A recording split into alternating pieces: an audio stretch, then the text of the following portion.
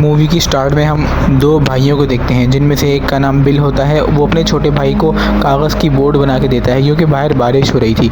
जब उसका छोटा भाई अपनी कागज़ की बोट बाहर पानी में चलाने जाता है तो उसकी पानी की बोट पानी में तैरते तैरते एक सीवर में चली जाती है। जब वो बच्चा अपनी बोट निकालने के लिए सीवर की तरफ बढ़ता है तो हम फर्स्ट टाइम वहाँ पे क्लाउन पेनीवाइज को देखते हैं।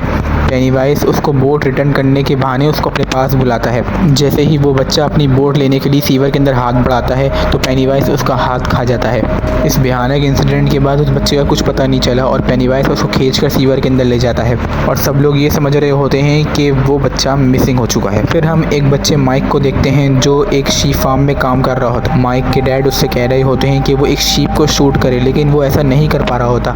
लेकिन उसको ये काम करना भी था क्योंकि उसके डैड कह रहे थे, क्योंकि ये उसका फैमिली बिजनेस था।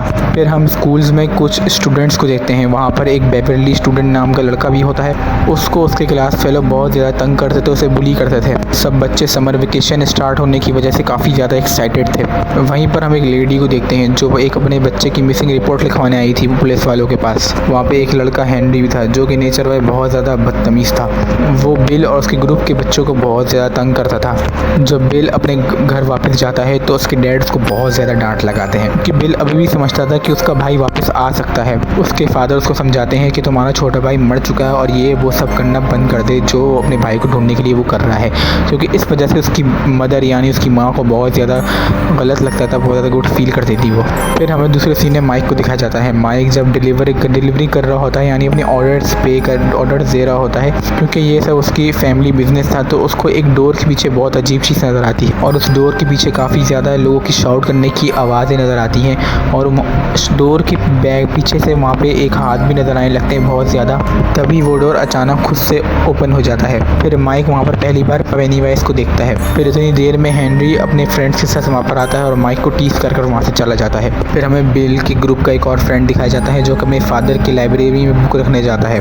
उसके लाइब्रेरी में एक औरत की फ़ोटो रखी हुई थी जिससे वो बहुत ज़्यादा डरा करता था। यानी ये पेनीवाइज बच्चों को उस चीज़ से डराया था जिनसे उनको बहुत ज़्यादा डर लगता था। जिन चीज़ों से उन बच्चों को बहुत ज़्यादा डर लगता था पेनीवाइज उन्हीं चीज़ों से हमला करता था उन बच्चों के ऊपर। फिर हमें बिल के ग्रुप का एक और फ्रेंड दिखाया जाता है जिसका नाम बेन होता है। वो वहाँ पे अपनी क्लासरूम में बैठकर एक ख़त लिख रहा होता है और इसी बारे में जानकारी कर रहा होता है कि ये किल्स आखिर किस तरह से हो रही हैं, बच्चे क्यों गायब हो रहे हैं टाउन से।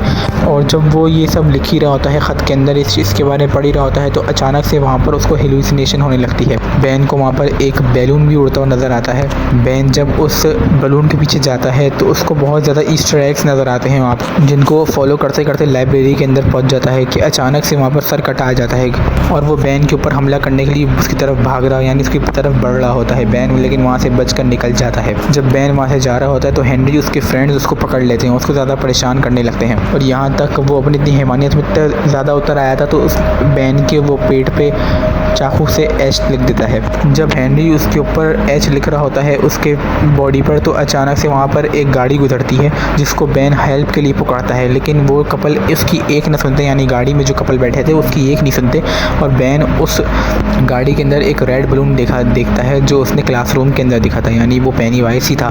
फिर किसी न किसी तरह बेन वहाँ से अपनी जान छुड़ा के भागता है। फिर हमें दूसरी तरफ दिखाया जाता है कि बिल और उसके ग्रुप्स के फ्रेंड्स उसी जगह पर जाते हैं, यानी टाउन के एंड मोड़ पर जाते हैं ताकि वो अपने भाई को बिल ढूंढ सके। लेकिन बिल को वहाँ पर किसी और बच्चे का जूता मिल जाता है। वो लोग अंदर जाते सीवर के कि अचानक से वहाँ पर बिल आ जाता है जो कि बहुत ज़्यादा ज़ख्मी होता है। लेकिन बिल का एक फ्रेंड उस सीवर के अंदर चला जाता है बिल के छोटे भाई को ढूंढने के लिए, लेकिन उसको बहुत ज़्यादा वहाँ पर सोल्स नज़र आती हैं। पेनीवाइज अलग अलग तरीके से उस लड़के को डराने की कोशिश करता है और पेनीवाइज उस बच्चे को मार डालता है। बिल और उसके फ्रेंड्स के ग्रुप बेन के लिए वहाँ पर हील करने की कुछ दवाइयाँ ले रहे होते हैं और बैंडेजेस ले रहे होते हैं, लेकिन उनके पास ये बैंडेजेस लेने के लिए पैसे कम पड़ जाते हैं। फिर उनकी मदद बेवरली करती है जो कि एक बहुत ब्यूटीफुल लड़की होती है। जब बेवरली अपने घर जाती है तो उसके फादर उसके साथ बहुत ज़्यादा अजीब बिहेव करते हैं, यानी वो अपने इस फादर के बिहेव की वजह से बहुत ज़्यादा परेशान रहती थी। बिल और उसके फ्रेंड्स बेन के घर जाते हैं उसकी हालचाल पूछने के लिए।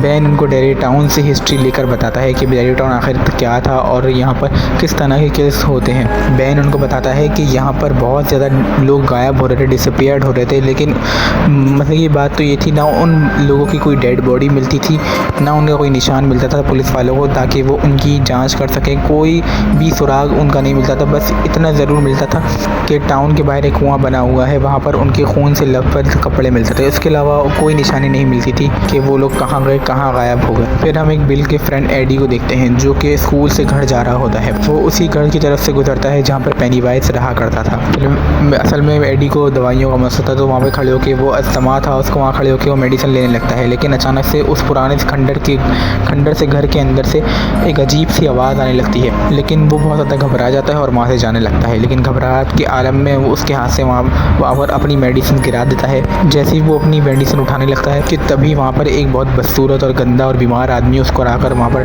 डराने लगता है। और वो आदमी उसको डराते डराते उस घर की तरफ ले जा रहा होता है, खंडर से घर की तरफ जहाँ पेनीवाइज था। लेकिन एडी वहाँ से बच निकलने में कामयाब हो जाता है। फिर बिल और उसके फ्रेंड्स इन सब चीज़ों से बहुत ज़्यादा परेशान हो जाते हैं और वो लोग ये बात डिसाइड करते हैं कि वो लोग उस कुएं में जाएंगे और पेनीवाइज का खात्मा कर आएंगे। वो लोग सब एक साथ मिलते हैं और इस चीज़ का फैसला करने लगते हैं। फिर दूसरी तरफ हमें हेनरी को दिखाया जाता है जहाँ पर उसको भी वही रेड बलून नज़र आ रहा था जो कि बैन को नज़र आया था। उस बैलून के साथ एक नाइफ भी था जिसको देखकर हेनरी बहुत ज़्यादा डर जाता है। तो जैसे ही वो चाकू उठाता है तो वो पेनीवाइज उसको पोजेस कर लेता है, यानी पूरे अपने कंट्रोल में कर देता है। और वो उसको इस बात पर आमादा करता है कि वो अपने बाप को जाकर मार दे। और वो पेनीवाइज की बातों में आकर अपने बाप को यानी कि मार डालता है। जब उसका बाप सो रहा होता है तो हेनरी जाकर उसकी गर्दन में जाकर नाइफ घुसेड़ देता है जिससे उसकी वहीं पर मौत हो जाती है। लेकिन आप इस बात से अंदाज़ा लगा सकते हैं कि पेनीवाइज ने उसको कितने ज़्यादा अपने कब्जे में कर लिया था। फिर हमें दिखाया जाता है कि पेनीवाइज बेवर्ली को उठा के ले जाता है। जब ये बात बिल और उसके फ्रेंड्स को पता चलती है तो वो लोग फिर से इस बात पर राज़ी हो जाते हैं कि वो उस घर के अंदर जाएंगे और बेवर्ली को बचा कर लाएंगे पेनीवाइज से। फिर हमें बिल के फ्रेंड्स को दिखाया जाता है कि वो लोग सारे बच्चे कुएं के अंदर चले जाते हैं। लेकिन जब माइक की बारी आती है तो हेनरी उसको आकर अचानक से पकड़ लेता है और उससे मारने की कोशिश करता है। लेकिन माइक उसका मुकाबला करता है और उसके सिन से काफ़ी ज़्यादा नीचे गिरा जाता है। बिल का एक फ्रेंड उसी फ़ोटो से डरने लगता है जो कि पेनीवाइज ने पहले उसको डराई थी, उसी फ़ोटो से यानी लेडी वाई फ़ोटो से। और पेनीवाइज उसको मारने ही वाला होता है कि अचानक से बिल और उसके फ्रेंड्स वहाँ पर आ जाते हैं। जब पेनीवाइज उन सबको एक साथ दिखता है तो वहाँ से भाग जाता है। बेवर्ली पूरी तरह से हवा में उड़ी हुई थी, यानी कि जब असल में पेनीवाइज बिल को अपने पास इस तरीके से बुलाता है, यानी कि अपने छोटे भाई के रूप में उसको अपने पास बुलाता है, जिसके चक्कर में वो अपने भाई के पीछे जाता है। लेकिन जब वो वहाँ पर पहुँचता है तो वहाँ पर बेवर्ली होती है जो कि अनबैलेंस तरीके से हवा में उड़ रही होती है। जब सारे फ्रेंड्स मिलकर बेवर्ली को नीचे उतारने की कोशिश कर रहे होते हैं हवा में, तो वो नहीं उतर रही होती। तब बैन बेवर्ली को अपने गले लगाता है जिसकी वजह से वो वापस आ जाती है, यानी कि उसकी यादाश्त वो पेनीवाइज के पोजेस तरीके से यानी उसके कब्जे से निकल जाती है और वो अपने सेंसेस में वापस आ जाती है। पेनीवाइज बिल को उसके छोटे भाई के रूप में काफ़ी ज़्यादा परेशान करता है, काफ़ी ज़्यादा ब्लैकमेल भी करने की कोशिश करता है। लेकिन बिल ये बात समझ चुका था कि तुम मेरे भाई नहीं हो और रोने लगता है और वो उसे गन से शूट कर देता है बिल अपने भाई को। लेकिन पेनीवाइज अपने असली रूप में आ जाता है अचानक से। पेनीवाइज एक बहुत ज़्यादा ख़तरनाक तरीके से उन बच्चों पर हमला करना शुरू करता है, लेकिन वो बच्चे सब साथ होते हैं, वो उसका डटकर मुकाबला करते हैं। फिर पेनीवाइज उन लोगों बच्चों से कहता है कि तुम लोग मुझसे जितना डरोगे तो मेरी ताकत उतनी ही तेज़ होगी, यानी उतनी ही स्ट्रॉन्ग होगी, यानी तुम्हारा डर मेरी ताकत है। वो उन बच्चों से कहता है कि अपने बिल को मेरे हवाले कर दो, यानी कि उनके ग्रुप के फ्रेंड्स से कहता है कि बिल हम मेरे हवाले कर दो, मैं तुम सबको जाने दूंगा यहाँ से सलामत। वो उनसे कहता है कि मैं बिल को खाकर 27 साल के लिए सोने के लिए चला जाऊँगा और तुम लोग भी अपनी लाइफ में वापस चले जाना। पेनीवाइज के यही अल्फाज उस पर भारी पड़ जाते हैं। वो सब बच्चे उसके डराने से भी नहीं डरते और उसके ट्रैप में नहीं फंसते और पेनीवाइज को उसके डर से ही डराने लगते हैं, यानी वो उनको डराने लगता है तो वो नहीं डरते और पेनीवाइज को कमज़ोर करने लगते हैं। उन बच्चों ने मिलकर पेनीवाइज की दुर्गत बना दी और उसको बहुत बुरी तरह से पीटा। जब पेनीवाइज देखता है कि ये बच्चे किसी चीज़ से ही डर रहे तो वो वहाँ से चला जाता है। 27 साल के लिए वहाँ से चला जाता है। जब पेनीवाइज ये चीज़ देखता है कि ये बच्चे किसी चीज़ से भी नहीं डर रहे तो वो वहाँ से चला जाता है 27 सालों के लिए और इस मूवी का यहीं पर एंड हो जाता है।